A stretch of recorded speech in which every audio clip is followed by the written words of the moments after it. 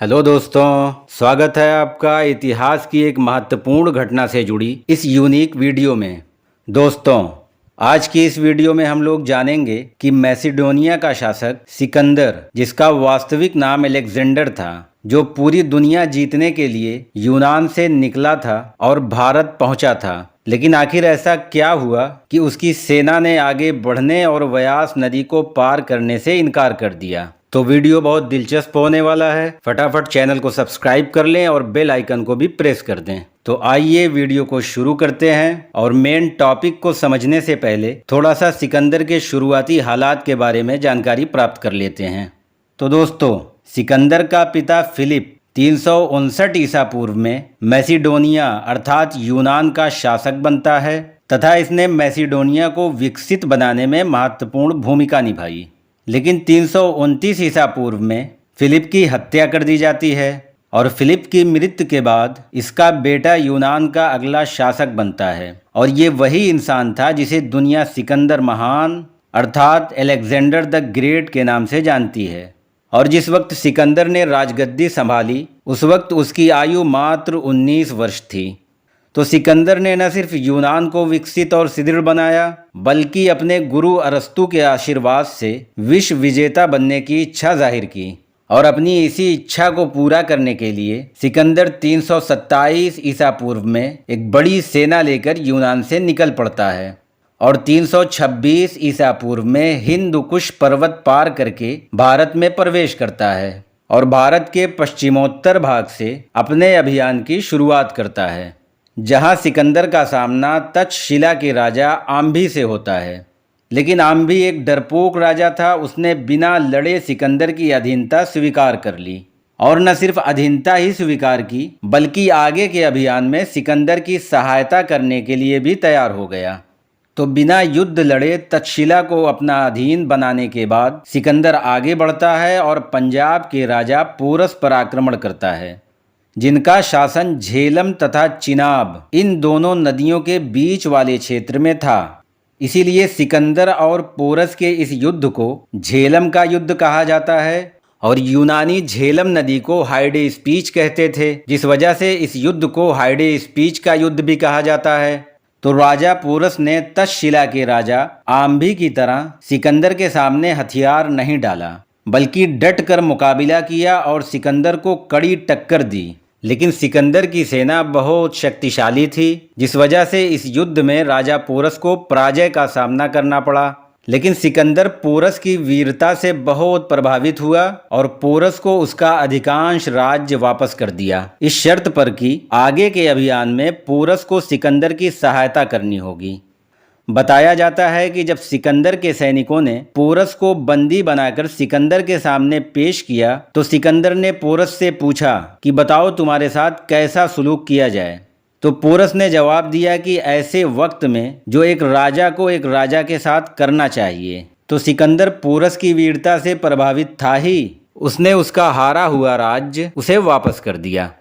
तो तक्षशिला और पंजाब पर विजय प्राप्त करने के बाद सिकंदर आगे बढ़ना और गंगा के तट तक पहुंचना चाहता था और इसी क्रम में सिकंदर की सेना आगे बढ़ती है और व्यास नदी के तट पर पहुंचती है।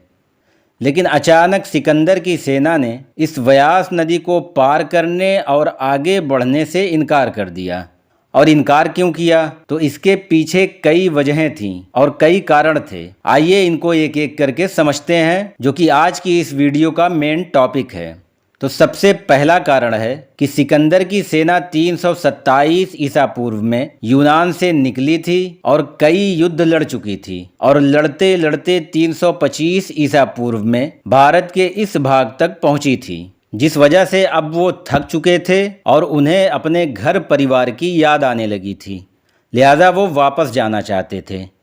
दूसरा कारण ये था कि यूनान की जलवायु अलग थी और भारत की जलवायु अलग थी। तो भारतीय जलवायु में वो अपने आप को सहज महसूस नहीं कर रहे थे, जिस वजह से उन्हें स्वास्थ्य संबंधी समस्याएं होने लगी थी। इस वजह से भी वो वापस जाना चाहते थे। और तीसरा सबसे मेन कारण ये था कि सिकंदर की सेना ने महसूस किया कि पंजाब जैसे एक छोटे राज्य के राजा पोरस से युद्ध करने में हमें इतनी कठिनाई और चुनौतियों का सामना करना पड़ा, तो अब आगे मगध जैसा विशाल और शक्तिशाली साम्राज्य है जहां नंद वंश का शासन है, जिसका राजा धनानंद है जो अपनी क्रूरता और निर्ममता के लिए जाना जाता है, तो उससे युद्ध लड़ने में हमारी क्या हालत होगी। तो इन कारणों से सिकंदर की सेना ने आगे बढ़ने से मना कर दिया। जबकि इन सब से इतर एक और कारण था जिसकी वजह से सिकंदर की सेना ने आगे बढ़ने से मना कर दिया था। आइए इसे भी जान लेते हैं। तो होता ये है कि जब सिकंदर की सेना आगे बढ़ रही थी और व्यास नदी को पार करके मगध पर आक्रमण करने वाली थी, सेम उसी टाइम चाणक्य मगध के शासक धनानंद के पास गए थे और धनानंद से आग्रह किया कि वो सिकंदर और उसकी सेना को आगे बढ़ने से रोकने का प्रयास करे, क्योंकि मगध उस वक्त एक शक्तिशाली साम्राज्य था जो सिकंदर को रोकने में सक्षम था। लेकिन मगध का शासक धनानंद एक बहुत ही क्रूर और अहंकारी शासक था। उसने बजाय बात समझने और चाणक्य की सहायता करने के उल्टा चाणक्य को अपमानित करके उन्हें अपने साम्राज्य से बाहर निकलवा दिया। लेकिन चाणक्य ने हार नहीं मानी और शांत नहीं बैठे और सिकंदर को रोकने के लिए अपनी चाणक्य नीति का प्रयोग किया। तो चाणक्य को पता था कि यूनानी बहुत ज़्यादा अंधविश्वासी होते हैं और चाणक्य ने इसी बात का फायदा उठाकर सिकंदर की सेना में ये अफवाह फैला दी कि भारत देवी देवताओं की भूमि है और जो भी व्यास नदी को पार करेगा उसकी अकाल मृत्यु हो जाएगी।